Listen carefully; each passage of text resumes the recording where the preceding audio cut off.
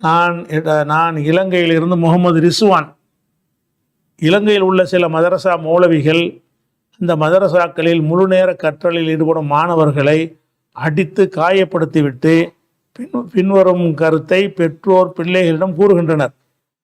ஆசிரியர்கள் அடித்து காயம் வந்த இடத்தை நரகம் தீண்டாது, இப்படி ஹதீஸில் வந்துள்ளது என்று கூறுகிறார்கள். இது உண்மையா அப்படின்னு கேட்குறார். அதாவது மதரசாவுடைய உஸ்தாதுமார்கள் இருக்காங்கல்ல, உலகத்தில் உள்ள எல்லா கல்வி கற்கிற ஆசிரியர்களும் இப்போ திருந்திட்டாங்க. இந்த மதரசா உஸ்தாதுமார்கள் திருந்தவே இல்லை. மாணவர்கள்ட்ட போய் சேர்த்திங்கன்னா அடி, என்ன நான்லாம் அவ்வளோ அடி வாங்கியிருக்கிறேன். அந்த மதரசாக்களில் சின்ன சின்ன விஷயம் என்ன செய்வாங்க, பெரம் எடுத்து பயங்கரமாக அடிப்பாங்க. இந்த மாதிரி அடித்தல் என்கிற ஒரு விஷயத்தில் அந்த உலமாக்கள் திருந்தவே இல்லை. மாணவர்கள்ங்கிறத அவன் பிள்ளை, நீ உன் பிள்ளை எப்படி அடிப்பியா, அவன் வீட்டில் பிள்ளை இது மாதிரி சேட்டை பண்ண அடிப்பானா, அடிக்க மாட்டான். ஆனால் அந்த மதரசாவில் வந்துட்டாங்க, நம்மளை தவிர நம்ம ஓசியார், நம்ம சோறு போடுறோம், நம்ம கண்ட்ரோலில் இருக்காங்கிற மாதிரியான ஒரு மனசில் எண்ணத்தை இருத்தி கொண்டு மாட்டை போட்டு அடிக்கிற மாதிரி அடிப்பாங்க. அந்த மாதிரியான அடியெல்லாம் நான்லாம் வாங்கியிருக்கிறேன். அந்த மாதிரி ஆசிரியர்களாக இருக்கிறவர்கள் அன்னைக்கு தான் இருந்துச்சுன்னு நினச்சி பார்த்தா உங்கள் இலங்கையிலேருந்து கேட்டிருக்கிறீங்க. இதே இலங்கையில் ஒரு மாணவன் அடித்த ஒரு ஆசிரியர் கொலை பண்ணிட்டார்ந்து இப்போ 2 வருஷத்துக்கு முன்னாடி அவரை இப்போ இராணுவப்படை கைது தூக்கிட்டு போன காட்சியெல்லாம் பார்க்குறோம். மாணவனை அடித்தே சாவடிச்சிருக்கிறாங்க. அப்போ இந்த ஆசிரியர்கள் முதல்ல இந்த உலகத்தில் உள்ள மற்ற ஆசிரியர்லாம் கற்றுக்கிட்டாங்க, அடிக்கக்கூடாது, மாணவர்கள் அடித்தல் என்பது சட்டத்திலையும் குற்றமாக்கி வச்சுருக்கிறாங்க, அது தப்பு செய்யக்கூடாது. அவன் சின்னவன், மாணவர்னு சின்ன பயில்வோம், அவங்களுக்கு நம்ம அறிவுரை தான் சொல்லணும், அடிக்கிறதுங்கிறதுக்கு எந்த ஒரு ரைட்டும் கிடையாதுங்கிறத விளங்கிட்டாங்க. அஜர்த்துமார்கள் என்ன செய்கிறாங்கன்னா, அடிக்கிறது மட்டும் இல்லாமல் அதை அந்த பெற்றோர்களை நம்ப வைக்கிறதுக்காக வேண்டி ஆசிரியர் அடிக்கிறாருன்னு எதுவும் கேள்வியெல்லாம் கேட்டு வந்துடாதீங்க.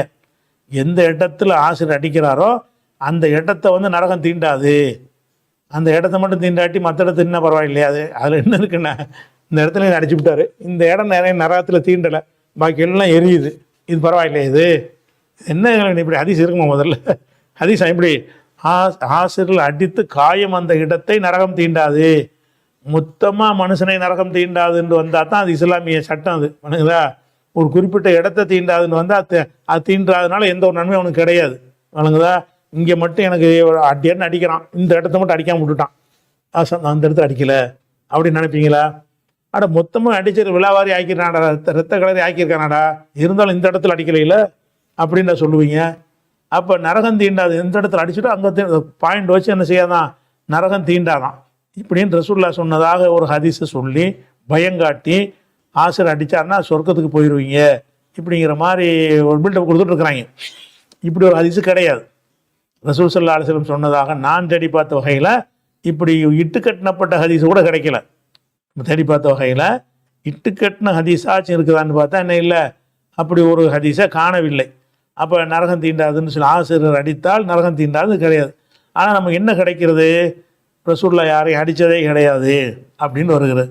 வேலைக்காரன் அடித்தது இல்லை, அடிமை அடித்தது இல்லை, பெண்கள் அடித்தது இல்லை, போர்க்களத்தில் தவிர வேறு எந்த இடத்துல என்ன செஞ்சதில்லை, அடித்தல்ங்கிற செயலை ரசூலுல்லாஹ் செஞ்சதே இல்லை அப்படின்னு வருகிறது. சிறுவர்கள் மீது இரக்கம் காட்டுங்கள் என்று வருகிறது.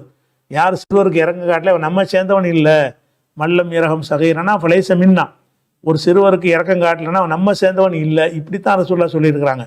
அதனால இந்த மாணவர்கள் அடித்தல் என்பதை ஊக்குவிக்கிற மாதிரி எந்த ஒரு விஷயமும் மார்க்கத்தில் கிடையாது. அடிக்கிறதை ஊக்குவிக்கிறதுன்னா இந்த மார்க்கத்தில் எப்போ ஒரு மனிதனுக்கு சட்டம் அமுலாகும் என்பதற்கு அந்த பருவம் அடைதல்ங்கிற ஒரு கண்டிஷனை போட்டு வச்சுக்கிற மார்க்கம் இது. அவன் தொழுவாட்டா கூட எல்லாம் கேட்க மாட்டாங்கும் போது 10 வயசில் உள்ளவன் தொழுவாட்டி எல்லாம் கேட்பானா, நோன்பு கேட்டு கேட்பானா? பருவ வயசு அடைகிறதுக்கு முன்னாடி உள்ளவன் எந்த ஒரு இபாதத்துமே செய்யவே இல்லை என்றால் எல்லாம் கேள்வி கேட்பானான்னா கேட்க மாட்டான். காஃபிருடைய பிள்ளையாக இருந்தால் கூட கேட்க மாட்டாங்க. அவங்களாம் சொர்க்கவாசிகள்.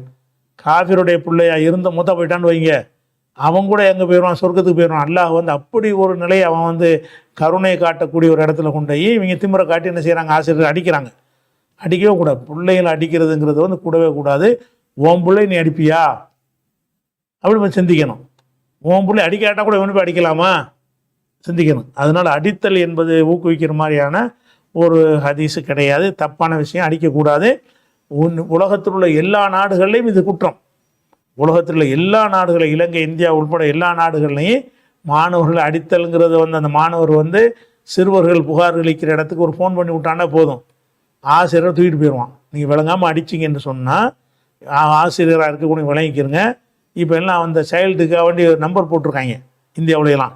அந்த நம்பருக்கு ஒரு ஃபோனை மட்டும் ஃபோன் போட்டாலும் போதும், என்ன இந்த ஆசிரியர் அடிச்சுட்டாருன்னா அடுத்த செகண்ட் அதுக்குன்னு ஒரு டிபார்ட்மெண்ட் வந்து ஆசிரியரை தூக்கிட்டு போயிடுவாங்க. அதனால் குழந்தைகளை சிறுவர் அடிக்கிறதுக்கு அனுமதி உலகத்துலேயும் கிடையாது, மார்க்கும் அதை வந்து ஊக்குவிக்க கிடையாது. இது நரக தீண்டாதுங்கிற விஷயம் வந்து அது இவங்களா உண்டாகி கொண்டு ஒரு கப்ஸா தான் இது.